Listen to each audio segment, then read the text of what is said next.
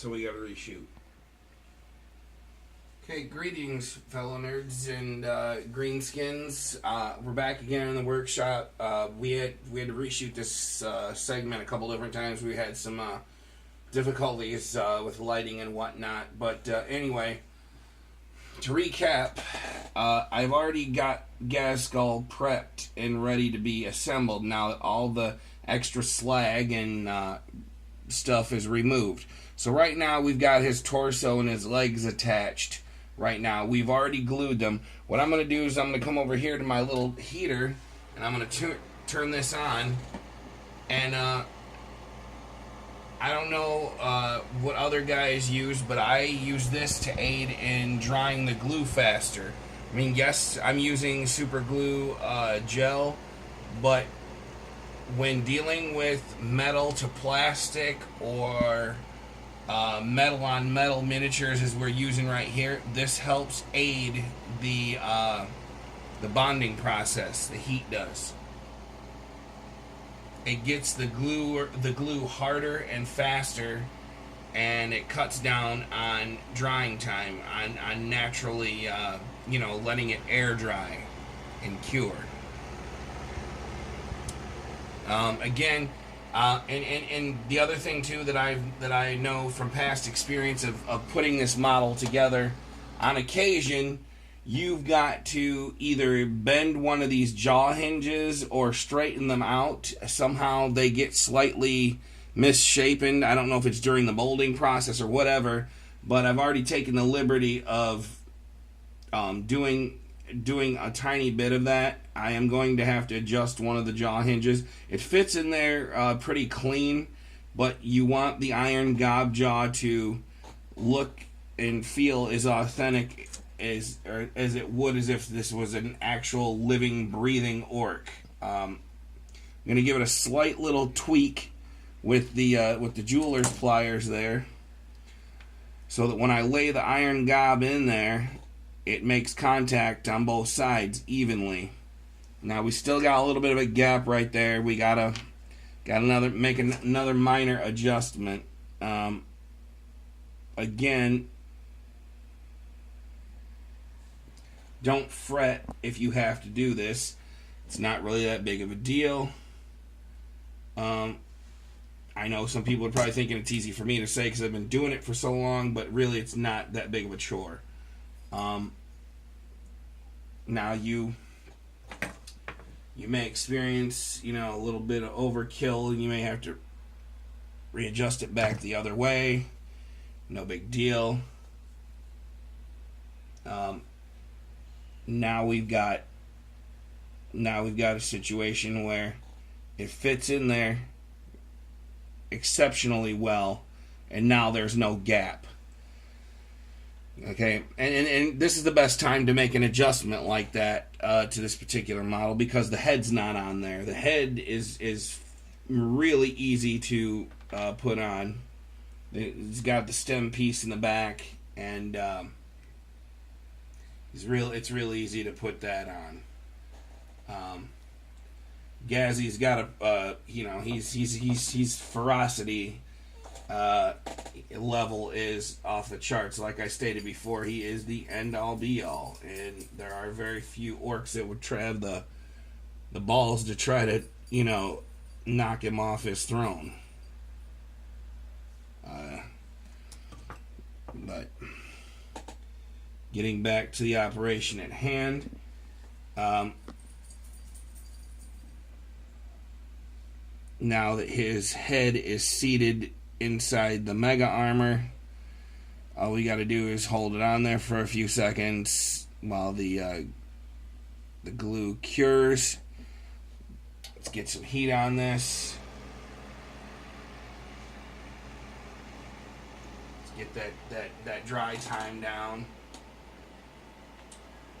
I learned this trick years ago when I was dealing with strictly metal minis. There was a time where I had a bunch of metal minis, and I refused to succumb to the idea of the plastics. Now, again, I mentioned that they make this model now in fine cast only, So to find a metal ghazghkull model is a rarity, because now they're all being made in fine cast resin, which supposedly holds better, finer details.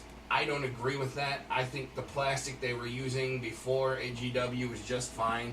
And of course, I still am a fan of the old school metal. The heavy metal line had a lot of great details and attributes. Some people would argue and say no, it didn't. I say yes, it did. Again, it's one of those preference things. Do you prefer one over the other? Oh man. Oops.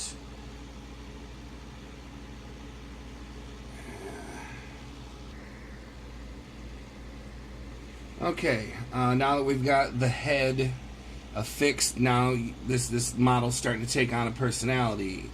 If you can see the ferocity of his mouth, he's wide open, got his teeth, he's baring his teeth. He's got this crazy bionic eyeball, this targeting system, and rightly so, because again, he is the end-all be-all. But now we're going to affix this iron gob jaw. Make sure that we've got clearance to slide that on there, and we do, and it fits nice and tight. There's no gaps in between the hinge pieces. And here we go. We're going to very carefully remove this back off of the model, and we're going to apply a little bit more heat to the head, because apparently this is loosened up some. See, even as a model, he's stubborn. But then again, all orcs are. It's just what level of stupidity and stubbornness do they possess?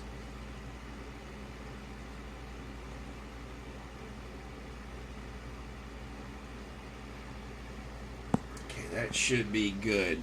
Yeah, that's pretty stiff. Alright, we're going to set the body down. And we're going to... And before, I mentioned that we needed to, sometimes with the metal minis and even the plastics, you've got to rough the gluing surface up. So that's what I'm doing right here, right now. I'm roughing this up a little bit because we want a good glue surface.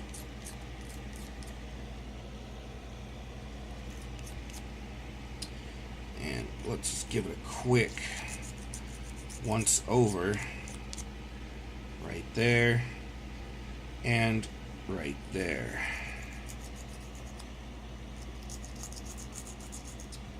There we go. All right. Apparently my dog feels the need to sneeze in my video, but that's all right. I love her to death. She's my baby. Daddy lets her get away with some things that other dogs don't get to get away with, I guess. And there we are. Now that the contact points are glued, we are going to carefully slide this gob jaw into position. And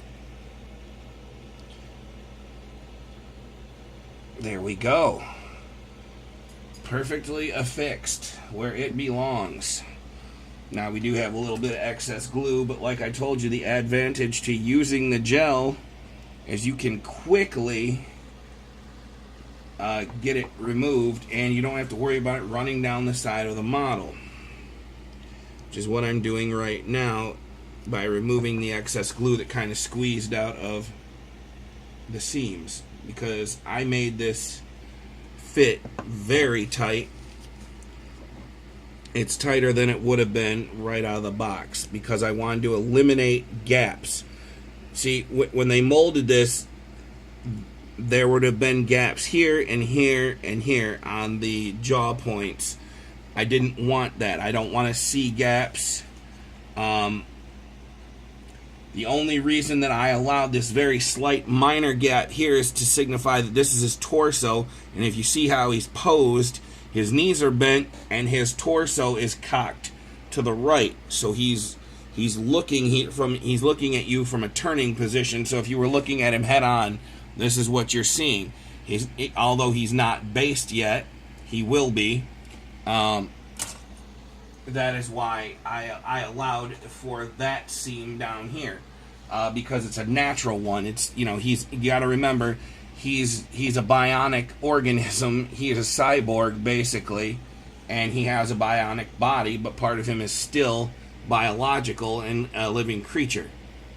Now again, I'm gonna give a quick rundown. There I see another seam that I didn't get earlier, which I'm going to take care of that right now. I'm going to cleave that down and mow that down a little bit there.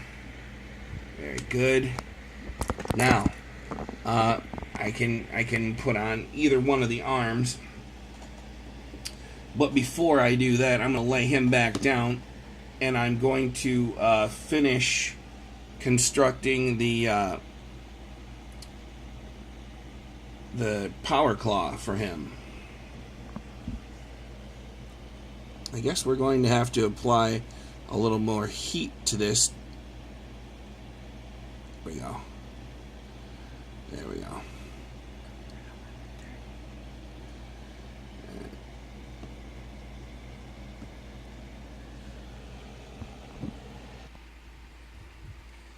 Okay, gang, we had to make a little intermission there, but we're going to apply a little bit more heat to Gazzy's head to make sure he sets in place, because now that the iron jaw is on, we can't afford to have that head coming off, especially in the painting process and the priming process.